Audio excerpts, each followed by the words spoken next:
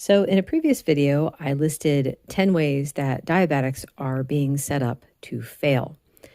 It sounds so negative, and I don't really mean it to come off as that. I am just trying to get some information out there and hopefully help people to see you can get those numbers under control. You can stop the damage. You can start to heal. It's very, very simple. There's just a few steps that you need to take. But let's get into it. So, the first way that diabetics are being set up to fail is they're being told to only check after their meals. Don't worry about the snacks, check after their meals. And that's an issue because I saw this with my mom. She would eat a meal that was perfectly fine, and I knew it was fine. I'm like, there's no way anything in that meal could have raised your blood sugar. Why in the world was it high? And I would be asking her, it's like, well, what else did you have today? And she'll be like, well, I just had the regular stuff. Well, later I would look at her log and I would see that she maybe had an Atkins bar. And I'm like, hang on a second. Let's test the Atkins bar and see if that's raising your blood sugar. And sure enough, it was shooting her sugar up to 190. That was back when she was still on insulin. So it's like the insulin gradually would bring her sugar back down, but after 2 hours, it was still at 190. So all during that time, who knows how much higher it was? It could have been even higher at the 1 hour mark. So all during that time, damage is going on. And it's like, okay, so good. It wasn't the meal that I made for you that I knew was going to be safe. It was instead that snack. So check after the snacks. Another way, number two, is I saw this on the American Diabetic Association. I've seen people say that their dietitians and their doctors are telling them this. They're saying eat between 45 and 60 carbs per meal. Now, when I first heard that number, or when I first heard that range, I was like, that seems awfully high. When I had gestational diabetes, carbs kept my sugar up. I would have to, as I went further in the pregnancy, I had to start dialing down the numbers, or I had to start dialing down the carbs because my blood sugar just kept going up and up and up. So I knew for sure that, eating something like 45 to 60 carbs per meal was probably not good, but who was I to argue with the American Diabetic Association? So we did that for, I don't remember how long, it was maybe about a week or so. We were trying what they said, and my mom's numbers were still high. No. Don't go by what they say, how much you should eat. Check your numbers after you eat. You want to do it at 1.5 to 2 hours after you eat to see if a food is going to fix the problem. Number 3, diabetics are being told, if you lose weight, your blood sugar will come down.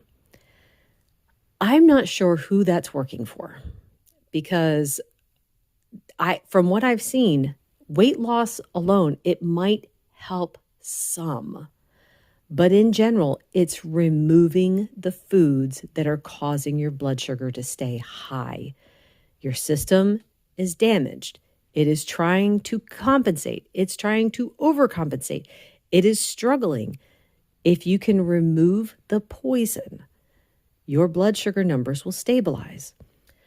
The fourth way is, this one's really, really frustrating, is doctors and dietitians and stuff giving up on their patients by telling them it's too hard for you to change your diet, so you should just take the medication.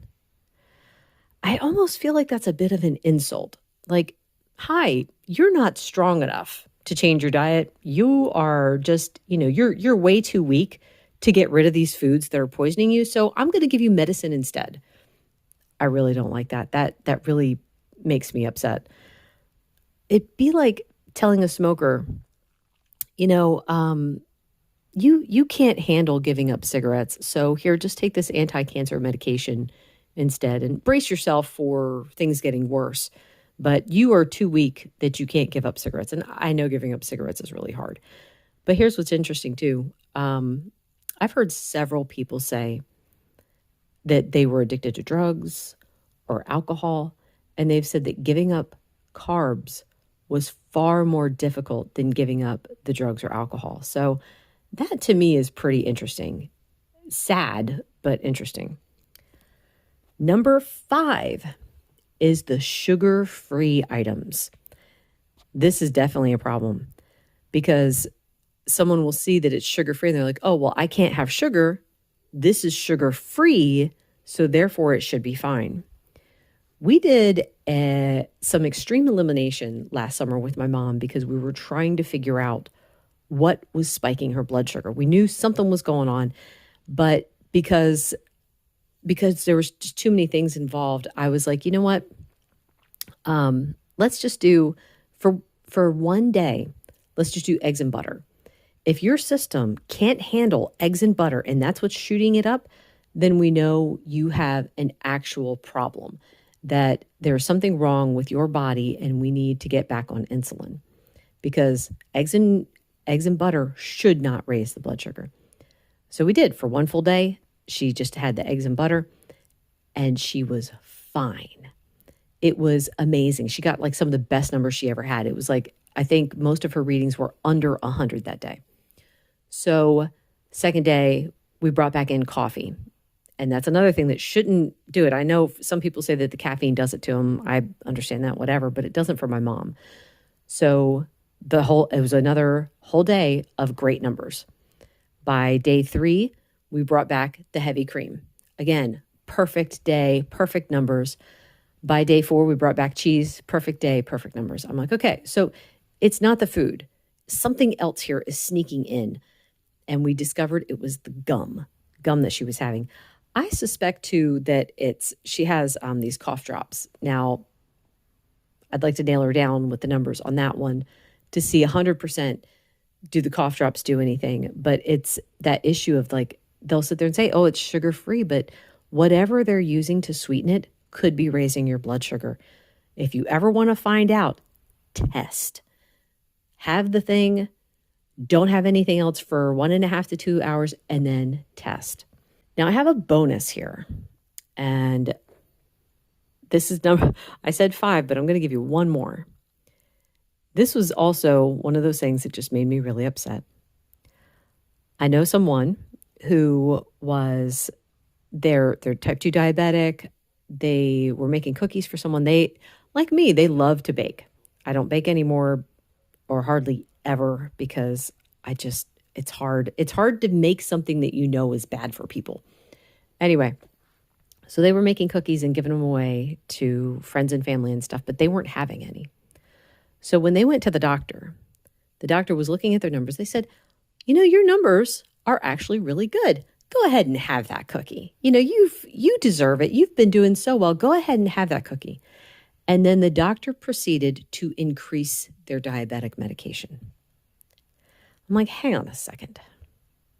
If they're doing so good, why are you encouraging them to eat sugar and you're increasing the medicine? And I hate that idea anyway, because it's like, you're doing good. Go ahead and eat the poison to reward yourself for doing good. That really bothers me. Now, I'm not a type 2 diabetic. However, I know what that mentality is like because I've struggled with it in the past myself, where it's like, oh, well, I exercised, therefore I can have the treat.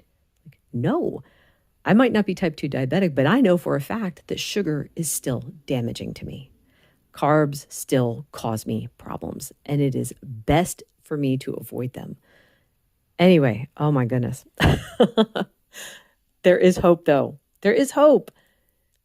Check your blood sugar after you eat, 1.5 to 2 hours afterwards.